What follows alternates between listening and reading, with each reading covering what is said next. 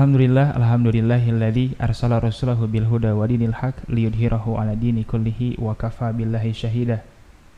Pemirsa dimanapun berada, alhamdulillah puji serta syukur mari kita haturkan kepada Allah Subhanahu wa taala. Kita kembali lagi di program dakwah Islam bersama saya Obi Robi Al-Aslami, dan di depan kita sudah ada Ustadz Muhammad Ridwan. Insyaallah pada kesempatan kali ini kita akan melanjutkan kajian mengenai ayat Al-Baqarah, surat Al-Baqarah ayat 183 mengenai kewajiban saum. Ustadz, di pertemuan yang lalu, di episode yang lalu kita sudah membahas menekankan pada poin keimanan, kemudian pembuktian iman yaitu amal. Maka pada hari ini, pada kesempatan kali ini, saya akan memulai dengan pertanyaan tujuan ketakwaan itu. Artinya berarti puasa atau saum ini sebagai bentuk pendidikan atau tarbiyah untuk melahirkan generasi yang bertakwa. Nah, pendidikannya ini atau tarbiyahnya ini seperti apa, Ustaz? Ya, betul. Sebenarnya kalau kita melihat ayat Al-Quran, semua tujuan dari beribadah adalah ketakwaan. Sholat, zakat, bahkan juga ibadah haji itu selalu ada penyebutan kata takwa. Nah, demikian pula dengan saum. Tentu saja saum bahkan dalam ayat yang seperti kita pernah sebutkan, gamblang sekali di sana dimunculkan la'allakum tattaqun. Artinya orang tidak mungkin bisa mencapai ketakwaan tanpa proses adanya pelatihan, pendekatan keyakinan, pendekatan pengamalan. Ini takwa itu bukan barang gratis gitu. Maka muncullah pertanyaan yang tadi, lalu seperti apa bentuk pelatihannya? Saum itu dikatakan tarbiyah, mengapa jarang masuk ke sholat istilah-istilah itu? Pelatihan mental segala macam, bahkan ada yang menyebut penataran gitu kan. Ya karena memang saum itu satu bentuk peribadatan yang pernah kita sebut memakan durasi yang lama. Ada di sana ada pelatihan-pelatihan. Dan sepertinya dengan saum ini karena ibadah massal, nah, orang tidak merasa dipaksa, akan tapi sebetulnya diarahkan kepada hal-hal yang orang sendiri yang bersangkutan menikmati gitu, menikmati ketaatan gitu kan, menikmati ketaatan. Kan nggak ada orang yang saum nggak lapar, tapi mengapa dia berani menahan diri untuk tidak makan? Berarti dia menikmati itu. Nah, sebetulnya pendidikan itu adalah pada sisi bagaimana orang itu sebetulnya taat itu nikmat gitu. Nah, itu pelatihannya, taat itu nikmat gitu kan. Karena kita sedang taat, maka apapun yang akan mengganggu ketaatan kita hindari walaupun ada di hadapan kita makanan. Dan kita sabar menunggu ya kan sampai maghrib, dan kita walaupun sering melihat jam, walaupun jam sering kita lihat yang tiba-tiba jadi akrab dengan kita, tapi itu gambaran-gambaran kenikmatan yang menurut saya siapapun akan merasakannya. Itu yang seringkali dijelaskan terkait dengan sisi pelatihannya dan orang menikmati. Yang kedua juga kita bisa lihat bagaimana saum ini membangun kultur yang positif ya. Ketika orang meningkat nilai semangat beribadahnya. Itu kan nggak ada yang menggiring gitu, tapi orang sadar sendirinya. Oh, artinya saum ini membuka kembali katup-katup yang sempat tertutup, dan orang membuka dengan sendirinya gitu kan. Membuka dengan sendirinya artinya muncul fitrah manusia yang sebenarnya di waktu saum itu. Orang tiba-tiba berbondong-bondong ke masjid. Nah, tinggal nanti pihak masjid bisa tidak memanfaatkan itu. Nah, itu mungkin yang kedua. Yang ketiga juga seringkali diambil contoh tentang saum ini, tiba-tiba orang menjadi senang bertakwa. Ya biasanya orang kan bangun malam itu kan berat ya. Bangun malam itu berat, apalagi untuk beribadah. Tapi dengan ibadah saum malah sebaliknya.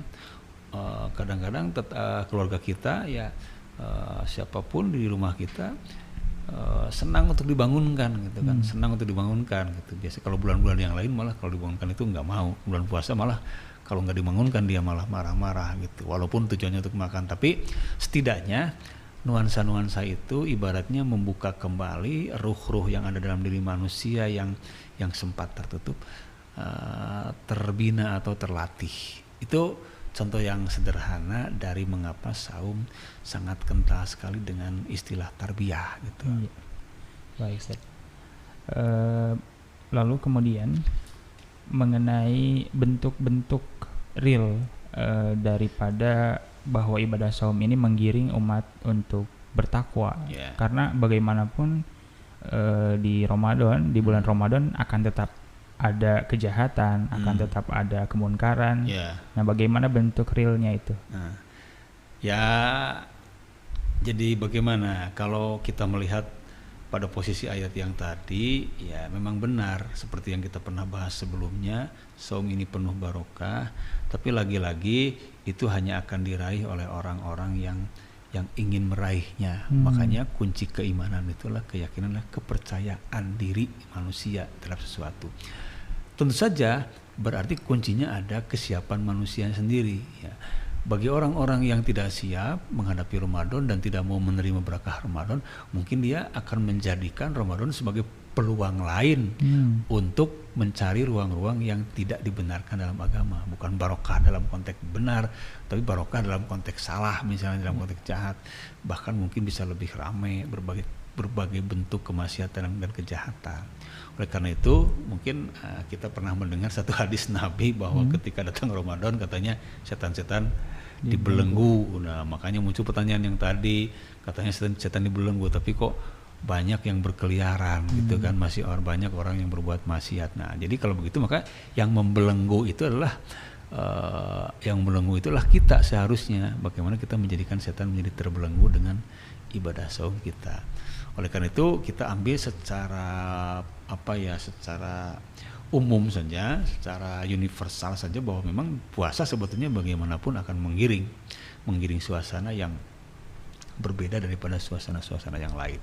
Itulah nilai berharga dari tarbiyah saum, yang ternyata ketakwaan sebetulnya ada dalam diri manusia dan sudah diberi modal oleh Allah, tinggal bagaimana kita masuk di dalamnya, dan itu semua akan tergantung pada keimanan gitu. Tetap aja kuncinya pada keimanan. Sejauh mana orang punya keyakinan, punya keimanan, maka keimanan itu Rasul menyebutkan ya berbeda-beda setiap orang itu. Walaupun dia pada saat saum cuma mungkin yang asalnya 5 jadi 7, yang asalnya jadi 10, yang asalnya 0 jadi 2, itu tetap di dalam saum tetap ada lah. Tetap kelihatan gitu dalam saum itu, tetap kelihatan ada perubahan-perubahan gitu. Ya, baik Ustaz. Mungkin tadi kembali pada bahwa keberkahan ini bagi siapa yang menginginkan gitu, akan tetap ada orang-orang yang justru memanfaatkan untuk berbuat kemunkaran. Namun berarti kuncinya adalah bagaimana kita bisa memelihara ketakwaan itu. Nah, jadi tips atau cara-cara agar ketakwaan kita bisa terjaga itu gimana Ustaz? Ya tetap kita berkeyakinan bahwa dengan taat, dengan takwa itu sesuatu hal yang menyenangkan, ya.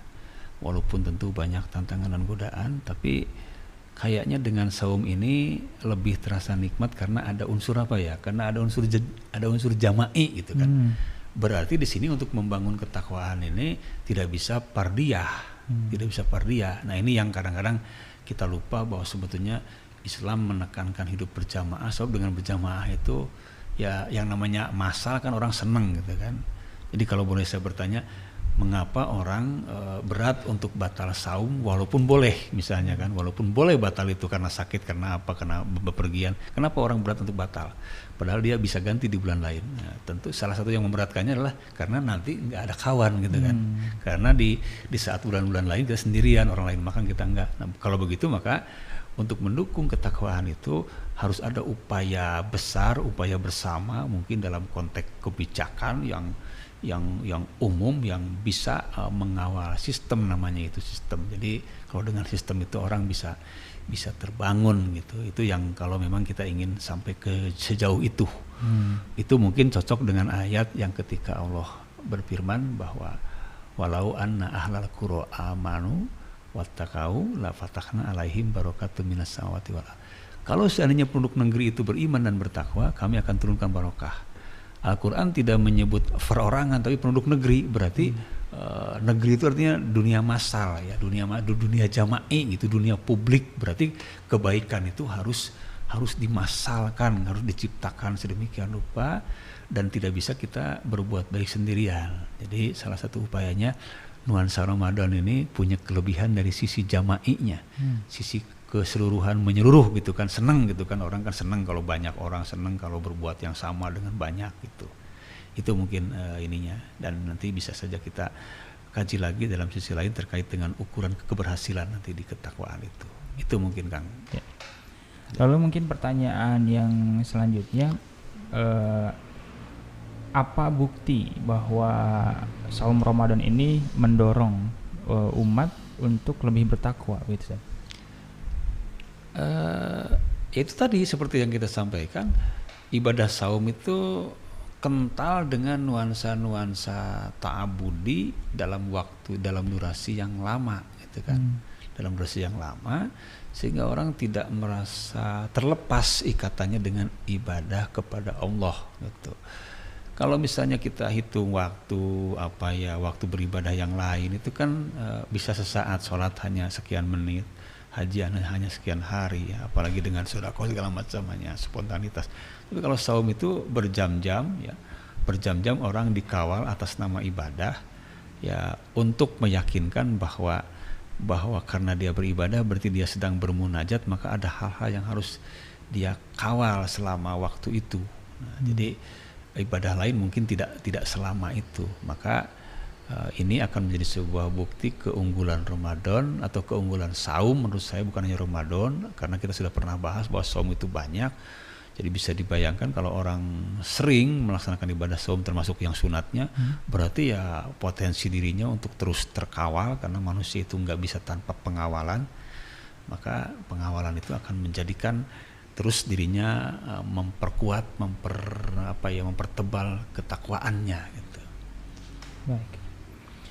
Baik Ustaz, hari ini atau episode ini kita sudah membahas lanjutan daripada part sebelumnya mengenai keimanan, kemudian pembuktian iman dengan amal, dan pada akhirnya berujung atau bermuara pada ketakwaan.